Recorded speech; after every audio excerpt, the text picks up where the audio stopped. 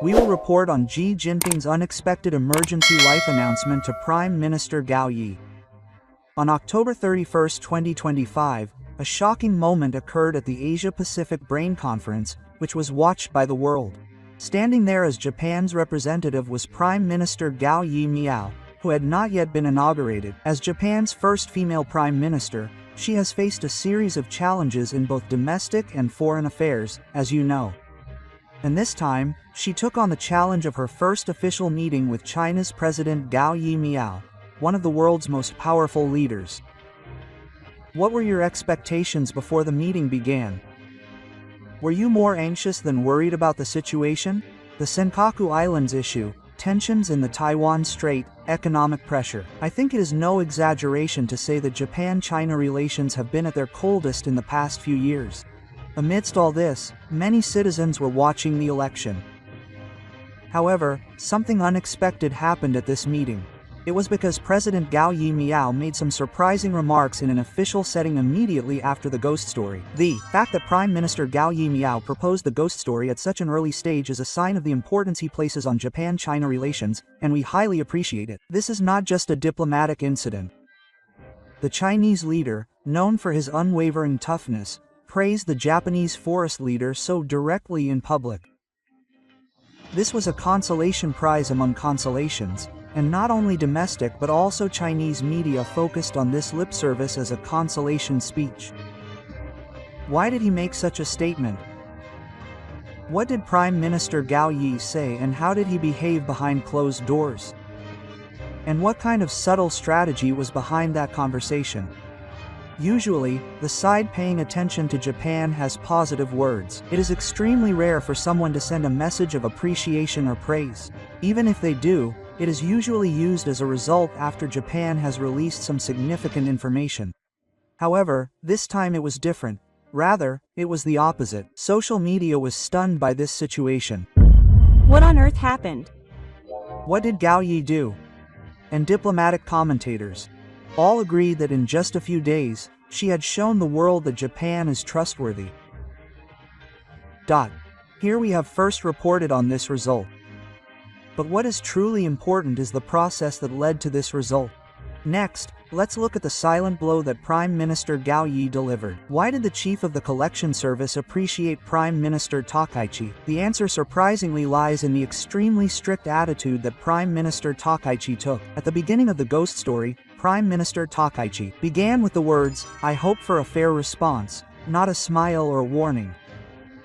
It is said that his voice was very calm and the content was sharp and clear. Prime Minister Takaichi cut straight to the issue that the Chinese side would least like to be touched on. Please take a look. First, a blunt statement. The current situation in the Senkaku Islands and the East China Sea. Any move that threatens Japan's sovereignty is absolutely unacceptable. A calm dialogue is required as tensions continue on the ground. Second, China's export restrictions on rare earths. If this is used as economic pressure, it will be unreliable. Third, the safety and human rights of Japanese residents. There have been a series of cases where Japanese citizens have been detained without reason. I would like you to ensure the transparency of the judiciary and guarantee their safety. Fourth, military pressure in the South China Sea. Freedom of the people is a value shared by all countries. Unilateral changes to the status quo are unacceptable. Fifth, confronting the human rights issues of Hong Kong Protestants. The eyes of the international community are on them and a sincere explanation is required. Sixth, the ban on imports of Japanese food products, scientific evidence, and financial measures are in violation of international rules. We demand a constructive response. What do you all think about these remarks? A prime minister who has not yet taken office has made such demands to the head of the world's second-largest economy and military power for the first time in a single meeting. I think this is not something that can be done easily without a strong resolve. With each point made, the expression on the Chinese side gradually hardened. However, Prime Minister Gao did not show his emotions, but simply continued to address the issues head-on in a calm but powerful manner. He concluded by saying, "I believe that communicating our concerns to each other is the first step in building a positive relationship." This was neither a provocation nor an accusation, but a true confrontation, the very attitude of a leader who seeks a mature relationship. And then, immediately after these 6 remarks, an unbelievable remark came out in which he highly praised the soldier who collected the money. Unrivaled diplomacy and a new image of leadership. The results of this summit meeting quickly spread throughout Japan. It caused a huge uproar on social media in particular, and we will introduce some of the posts from Japanese users. Koichi managed to get something out of him in one shot that even Abe and Kishida couldn't. This is diplomatic power. Koichi is too strong.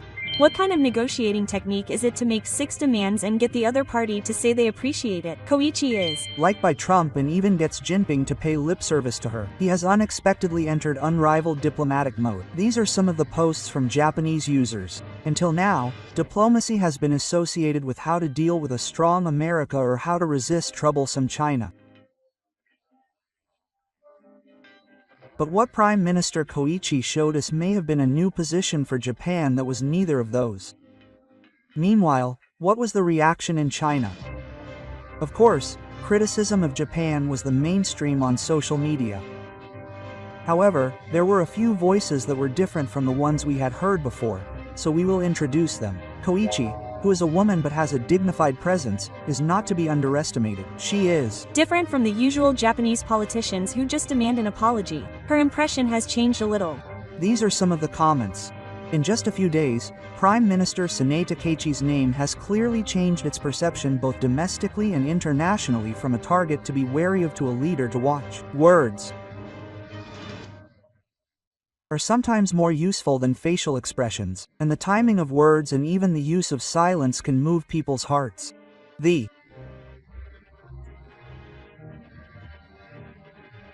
fact that Japan has expressed its concerns so calmly and confidently, and that it has maintained its stance of thinking that we must engage in dialogue, must have surprised China and even given it a sense of urgency.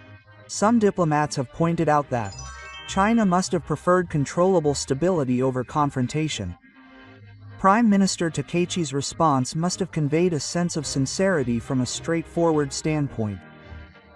Prime Minister Takaichi may be steadily beginning to sow these seeds of trust around the world. Now, the reason why Prime Minister Takaichi's diplomatic skills are so talked about is not simply because she is forceful or outspoken. If that were all, wouldn't she just be a hardliner? That's what makes her so amazing. It is said that her true nature lies in her intelligence, which allows her to perfectly adjust the way she presents herself to suit her opponent. When she met with former US President Biden, she spoke in a very friendly and open manner, using gentle gestures and gestures. Behind the evaluation from President Biden that your words are consistent, there was a clear strategy to maintain an open attitude in an open relationship. However, in this latest meeting with China, she seemed like a completely different person, her expression subdued, her voice low, and even her eye movements minimal. This is not because she dislikes China. If the other party is cautious, she should remain cautious as well, but she should maintain an exquisite distance that does not break trust. This was her strategy, neither holding back nor overstepping. This sense of balance is the essence of her style. A diplomatic expert said of her approach, she thoroughly understands the national character of the other party and the psychological state of the administration. She uses passion for Trump, reason for Biden, and calmness for the Chinese people. It is not easy to use these different methods. This is how she analyzed it. In fact, immediately after taking office, Prime Minister Takaichi stated in interviews with international media that he would investigate the other party's background as much as possible before speaking. This is the best evidence that she sees diplomacy as a series of observations and adjustments, rather than a battle of winning or losing. She changes her approach by getting to know the other party without changing herself. For example, China is very conscious of its reputation and hates being embarrassed in public. If Prime Minister Kaikai had raised his voice or made emotional accusations at the ghost story, the audience would have definitely closed their hearts and those words of high praise would not have come out.